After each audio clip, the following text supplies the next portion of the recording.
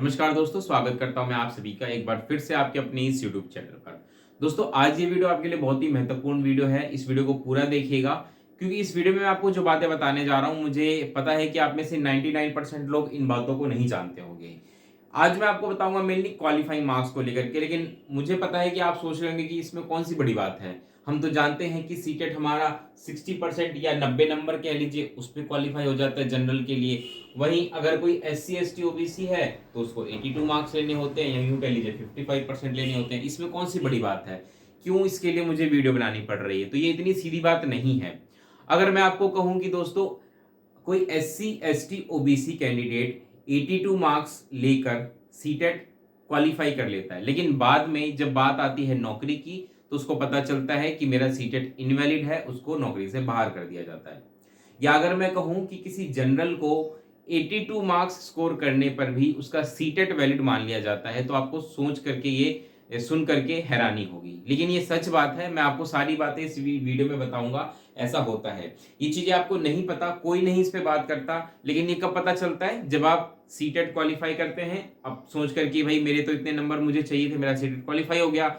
और जब कोई वैकेंसी आती है, आप तैयारी करते हैं, सिलेक्ट होते हैं, डॉक्यूमेंट वेरिफिकेशन होता है और उस वक्त वहां के नियम आपको बताकर कह दिया जाता है आपका सीटेट इनवैलिड है और आप इसके खिलाफ कुछ भी नहीं कर पाते। कोई कोर्ट केस नहीं कर सकते, कुछ नहीं कर सकते, क्योंकि ये सारी चीजें कही जाती हैं कि लीगल तरीके से हो रही हैं। खैर, क्या कुछ है मैं सब आपको वीडियो में बताऊंगा। इसलिए मैंने कहा है कि एक खेल है जो क्वालिफाइंग मार्क्स है ना, इसको समझना अपने आप में एक बहुत बड़ा खेल है।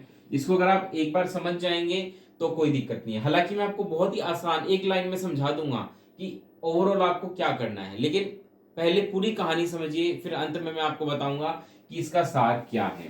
तो जैसा कि मैं आपको कह रहा हूं, हम आज बात करें क्वालिफाइंग मार्क्स की। एक जनरल सी बात, अगर आपको ये तो पता ही होगी कि जो सीटेट है वो जनरल वालों का 60% पे क्वालिफाइड होता है, यानी कि 90 मार्क्स। वहीं अगर हम बात करें कि रिजर्व कैटेगरी का अगर कोई है, रिजर्व कैटेगरी का मतलब यहाँ पे क्या है? SC ST OBC या EWS भी आजकल रिजर्व कैटेगरी में आते हैं। कई जगह वुमेन्स को रिजर्वेशन मिलती है, तो वो रिजर्व कैटेगरी होती है। उनका 55 पे क्या होता है? सीटेट क्वालिफाइड माना जाता है। ये यूं कह लीजिए कि 82 मार्क्स उनको लाने होते हैं। ये जनरल सी बात है, ये आपको भी पता है, ये मुझे भी पता है। लेकिन अगर मैं आपको कहूं कि क्या आप मुझे सीटेट का कोई ऑफिशियल नोटिफिकेशन दिखा सकते हैं जहां पे ये लिखा हो कि जनरल, मतलब प्रॉपर तरीके से लिखा हो कि जनरल 60% और SC ST OBC 55%? वो आपको नहीं मिलेगा। आप इंफॉर्मेशन बुलेटिन पढ़िए, उसमें भी क्वालिफाइंग मार्क्स के सेक्शन में जाएंगे, वहां पर इस प्रकार से चीजें नहीं लिखी हैं। वहां पे आपको क्या मिलेगा? सीटेट जनरली क्या करती है, वो क्वालिफाइंग वाले सेक्शन में लिख देती है कि जो क्वालिफाइंग मार्क्स है वो NCTE का जो एक नोटिफिकेशन है, जो कि नोटिफिकेशन नंबर आप देख सकते हैं यहाँ पे मैंने लिख रखा है, ये नोटिफिकेशन नंबर है पूरा, ठीक है। और किस डेट का नोटिफिकेशन नंबर है? 11 फरवरी 2011, यानी कि 2011 का NCTE का एक नोटिफिकेशन आया है। उसके तहत सिर्फ इतना कह रखा है कि कोई भी व्यक्ति, एनी पर्सन, वहां पे वर्ड है एनी पर्सन या अ पर्सन, ठीक है। अगर कोई व्यक्ति 60% क्वालिफाई कर ले, क्या कर ले? 60% क्वालिफाई कर ले, तो उसका सीटेट क्या माना जाता है? वैलिड माना जाता है।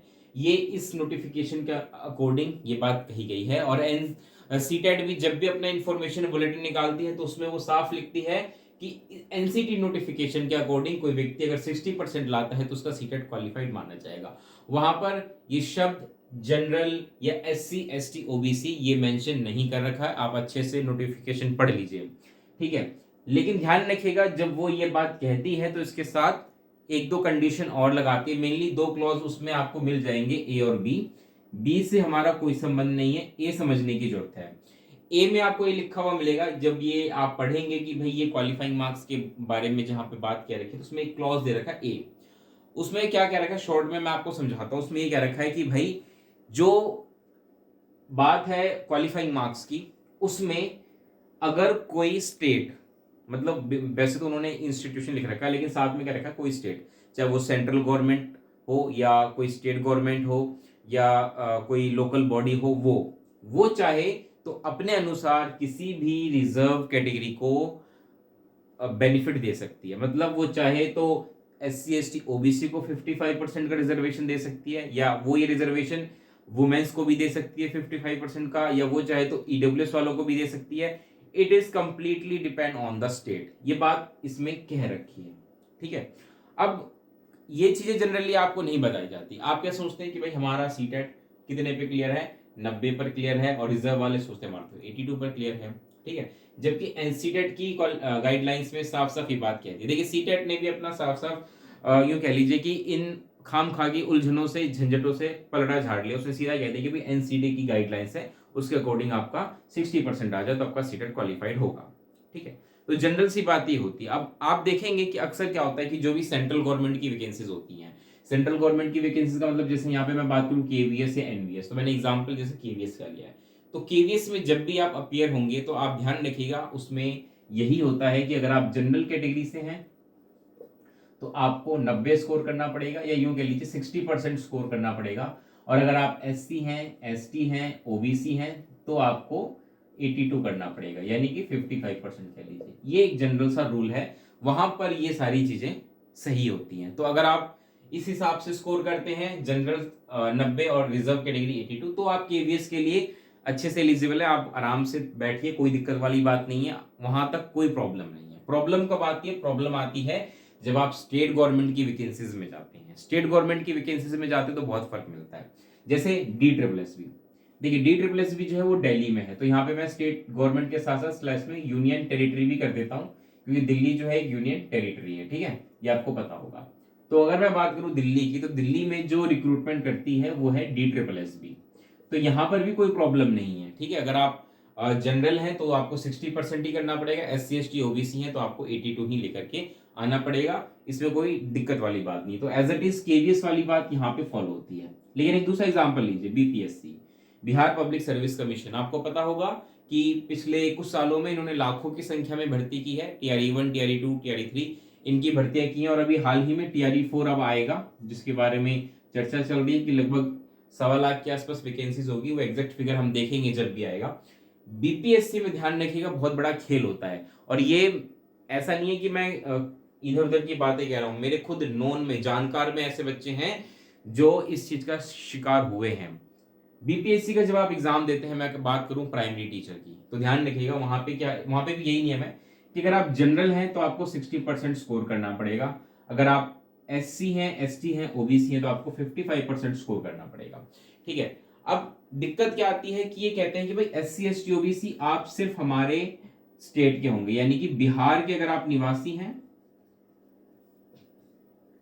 और साथ के साथ आप SC हैं, ST हैं, OBC हैं, तो आप 55% पे आपका सीटेट माना जाएगा, अदरवाइज नहीं माना जाएगा। तो इसका क्या अर्थ हुआ? इसका अर्थ ये हुआ कि अगर कोई व्यक्ति मान के चलिए दिल्ली का है, कोई कहाँ का है, दिल्ली का है मान के चलिए, और वो SC है, या फॉर एग्जांपल यूपी का है, या हरियाणा ले लीजिए, यहां का है, ठीक है, और मान के चलिए वो है SC, तो वैसे तो उसका सीटेट कितने पे क्लियर होना चाहिए? 82 पे। और जब ये बच्चा यहां जाएगा अपीयर होने, एग्जाम देने, एग्जाम सब कुछ दे देगा, जब डॉक्यूमेंट वेरिफिकेशन की बात आएगी तो उसको बाहर कर दिया जाएगा, ये कह करके कि आप बिहार के निवासी नहीं है, इसलिए आप यहाँ पर क्या है, जनरल है। और जब आप जनरल होंगे तो आपका सीटेट 60% यानी कि 90 नंबर पर ही क्लियर माना जाएगा। तो अब इस बच्चे को नहीं पता था ये बात, ये तो यही सोच रहे थे कि भाई हमारा 82 पे क्लियर है क्योंकि हम SC हैं, लेकिन ये इनको नहीं पता थी। तो ये सिर्फ SC नहीं, मैं एग्जांपल ले रहा हूँ, SC ST OBC कोई भी कैटेगरी हो, उनके साथ ये दिक्कत आती है। ठीक है, कि भाई वो स्कोर कर लेते हैं 82, बाद में पता चलता है कि भाई दूसरे स्टेट में तो वो जनरल है, और वहां पर जब सीटेट जिन स्टेटों में चलता है वहां पर वो फिर 60% यानी कि 90 नंबर ही उनको लेकर के आने होते हैं। तो ये दिक्कत होती है, ये आपको कोई नहीं बताता है, लेकिन आप ध्यान रखिएगा इस प्रकार की दिक्कतें होती हैं। ये तो एक एग्जांपल मैंने लिया है बीपीएससी का, और भी कई हैं एग्जांपल जिनके बारे में मैं आपको बाद में बताऊंगा। तो एक एग्जांपल ये हो गया। अब एक इंटरेस्टिंग बात और देखिए, अगर आप जनरल हैं, क्या है, आप जनरल हैं, तो आपका 55% पर भी सीटेट क्वालिफाइड माना जा सकता है, लेकिन कंडीशन 2 होनी चाहिए। एक तो आप फीमेल जनरल होने चाहिए, यानी कि आप महिला होने चाहिए और जनरल हो, साथ के साथ आप बिहार के निवासी हो। कौन हो? बिहार के निवासी।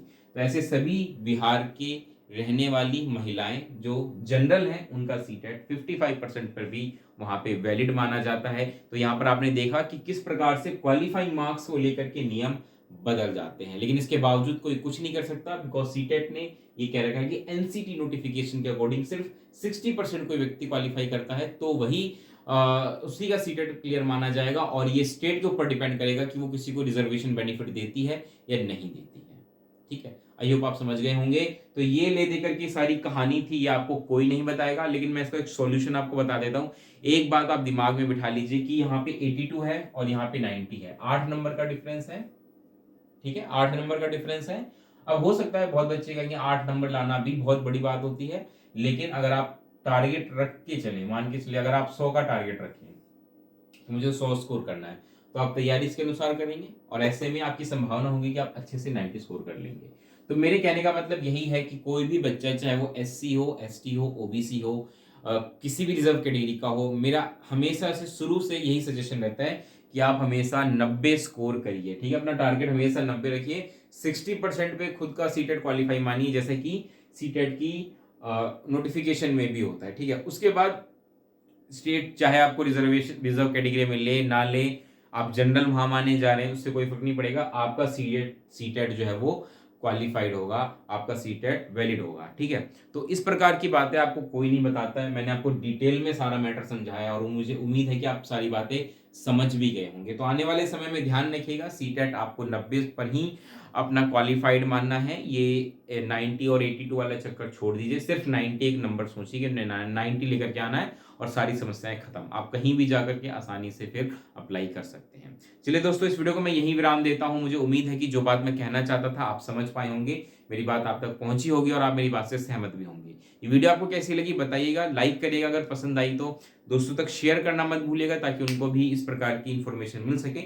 और हाँ, जाने से पहले चैनल को सब्सक्राइब करके बेल आइकन जरूर दबा दीजिएगा। मिलते हैं अगली वीडियो में दोस्तों, तब तक के लिए नमस्कार, धन्यवाद।